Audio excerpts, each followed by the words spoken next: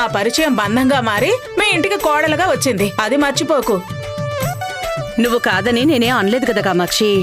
కాదంటే మాత్రం నేను ఊరుకుంటానా ఏంటి? మొదట్లో రోహిణి నీకు మసాజ్ చేస్తూ దగ్గరైంది, అలా మనకు కూడా తెలియకుండా మనోజ్కి దగ్గరైంది. ఆఖరికి నీ ఇంటికి కోడలైపోయింది. చూసావా దేవుడు ఎక్కడి నుంచి ఎక్కడికి ముడివేశాడు. అవును, అంతా దైవేచ్ఛ. అంటే నాదేం లేదంటావా? అయ్యో, నేనెప్పుడు అలా అన్న కామాక్షి, అంతా నీ వల్లే. అందుకే నా సంతోషాన్ని నీతో పంచుకోవడానికి వచ్చాను. ఈ విషయాలన్నీ ఫోన్లో చెప్పేది కాదు కదా, నేరుగా చెప్తే ఆ తృప్తే వేరు. వేరు నీ కోడలు నీ కొడుకుని లేపుకుపోయింది. నా కోడలు చూడు నాకు డబ్బులిస్తుంది అని డాబులు పోవటానికి వచ్చావని నాకు తెలుసులే. ఏంటి కామాక్షి, ఏం ఆలోచిస్తున్నావు? ఏం లేదు వదినా, నువ్వు చెప్పు. రోహిణి విషయంలో నేనెంత సంతోషంగా ఉన్నానో తెలుసా? ఇదంతా మనసు విప్పి నీతో చెప్పుకోవాలనిపించింది, అందుకే వచ్చాను. తెలుసు వదినా, అందుకే కదా టీలో షుగర్ ఎక్కువేసి తెచ్చాను. అందుకేసావా? ఇందాకటి నుంచి ఏంటబ్బా ఇంత తీయగా ఉంది అనుకుంటున్నాను. రోహిణి నాకు ఈ మాత్రమైన డబ్బు తెచ్చిస్తుందంటే రేపు మలేషియా నుంచి వాళ్ళ నాన్న వచ్చి మరొక పెద్ద బిజినెస్ పెట్టిస్తే వాళ్ళిద్దరూ ఎంత సంపాదిస్తారో నా ఊహకే అందట్లేదు. లక్షలు, కోట్లు, ఆ ఊహే ఎంత బాగుందో కామాక్షి. గాల్లో మెడలు బాగానే కడుతున్నావు, తేడా వచ్చిందంటే రోడ్డున పట్టం ఖాయం. దేవుణ్ణ మొర ఆలకించి నాకు రోహిణి, శృతిని, డబ్బున్న కోడళ్ళనిచ్చాడు. నేనెంత అదృష్టవంతురాల్లో. కానీ వాళ్లే దురదృష్టవంతులు.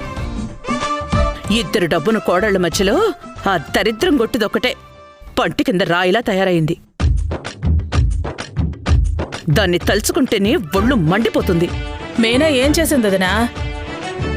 ఏం చెప్పుకుంటాంలే, కడుపు చించుకుంటే కాళ్ళ మీద పడిందంట.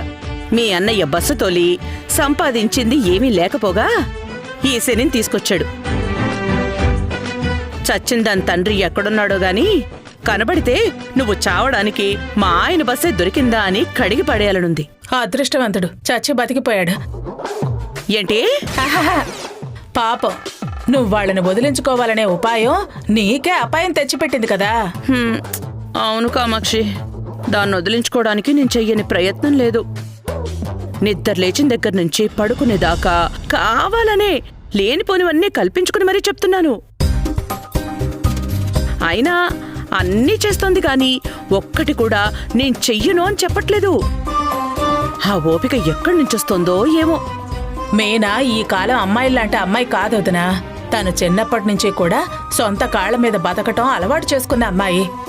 అంటే రోహిణి, శృతి వాళ్ళు వేరే వాళ్ళ కాళ్ళని అద్దెకు తెచ్చుకున్నారంటావా? నా ఉద్దేశం అది కాదొదినా. మీనా కష్టం తెలిసిన అమ్మాయి, కష్టపడి పని చేయటం అలవాటున్న అమ్మాయి అంటున్నాను. అవును, కష్టాలు కొని తెచ్చుకోవడం, కష్టాల పాలవ్వడం కూడా తెలిసిన అమ్మాయి. దాన్ని వదిలించుకోవాలని మీ అన్నయ్యతో ఎలా చెప్పి చూసినా అవసరమైతే మనం వెళ్ళిపోదాం అంటారే గాని వాళ్ళని మాత్రం పంపించడానికి ఇష్టపడ్డం లేదు. నిన్న ఆయన ఆటో తీసుకొస్తే అమ్మయ్యా దరిద్రం వదిలింది అనుకున్నాను. తీరా చూస్తే మన లగేజ్ తీసుకెళ్లి ట్రక్లో పెట్టు అన్నారు. నా గుండె ఆగినంత పని అయింది తెలుసా?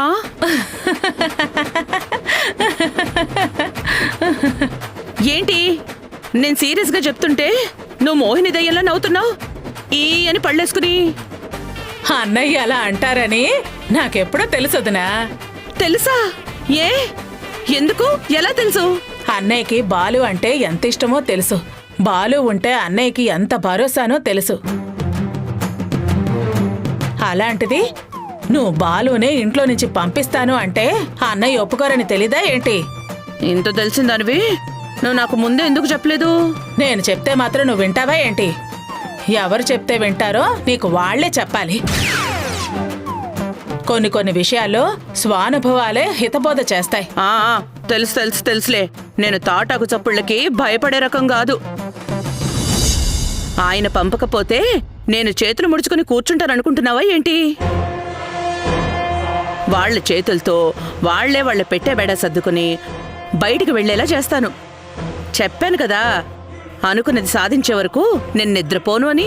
అన్నయ్యని కాదని నువ్వు వాళ్ళని బయటకు ఎలా పంపగలవు? వాళ్లే వెళ్లిపోయేలా చేస్తా అంటున్నాను కదా. ఆ టైం వచ్చినప్పుడు మీ అన్నయ్య కూడా ఏమీ చెయ్యలేరు. ఎలాంటి పరిస్థితుల్లో కూడా బాలు వాళ్ళ నాన్నని వదిలి వెళతాడని నేను అనుకోవట్లేదు వదినా. వాణ్ణి ఎక్కడ తొక్కాలో నాకు బాగా తెలుసు. దెబ్బకి ఇంట్లోంచి పారిపోవాలి.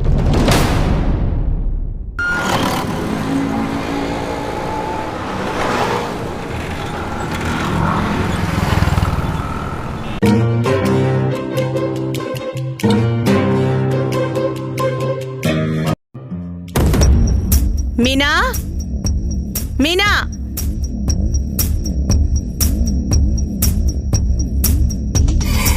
టిఫిన్ రెడీ అయిందా? శృతి, రోహిణి వస్తారు. సాంబార్ పెట్టావా లేదా? వడ్లేమన్నా వేసావా? అన్నట్టు మర్చిపోయాను, శృతి పుదీనా చట్నీ చేయమంది. త్వరగా చెయ్యి. ఇవెన్ని చేతులు? 2 చేతులు. నాకుంది 2 చేతులే. మీరేమో పని మీద పని గుక్క తిప్పుకోకుండా చెప్తున్నారు. అన్నీ చేయాలని నాకున్నా 2 చేతులతో ఎలా చేయగలను చెప్పండి? ఏంటే ఎకసకాలా? నీకీ మధ్య బాగా ఎక్కువైంది. ఏదో ఒకరోజు నీకు గట్టిగా చెప్తా. ఆంటీ, నాకు టైం అవుతుంది. టిఫిన్ రెడీ అయిందా? రెడీ అయిందమ్మా. టిఫిన్ ఏంటి మీనా? ఇడ్లీ చేశాను. ఇడ్లీనా? దోశ చేయలేదా? లేదు రోహిణి, ఈరోజు ఇడ్లీనే చేశాను. నాకు ఒక దోశేసి ఇవ్వవా మీనా? ఏంటలా చూస్తున్నావు? దోశ కావాలంటుంది కదా, త్వరగా వెళ్ళి చేసివ్వు.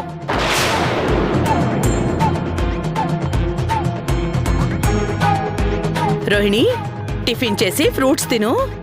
దోశ చాలంటీ. తినమ్మా, బలం వస్తుంది. ఏంటి ఈరోజు టెలికాస్ట్ అయ్యే ఎపిసోడ్కి ఇప్పుడు డబ్బింగ్ ఏంటి? అయినా అదేమైనా నంబర్ 1 సీరియలా? ఎప్పుడు లేపేస్తారో తెలీదు. ఆ చెత్త మొహం అత్త స్టోరీ.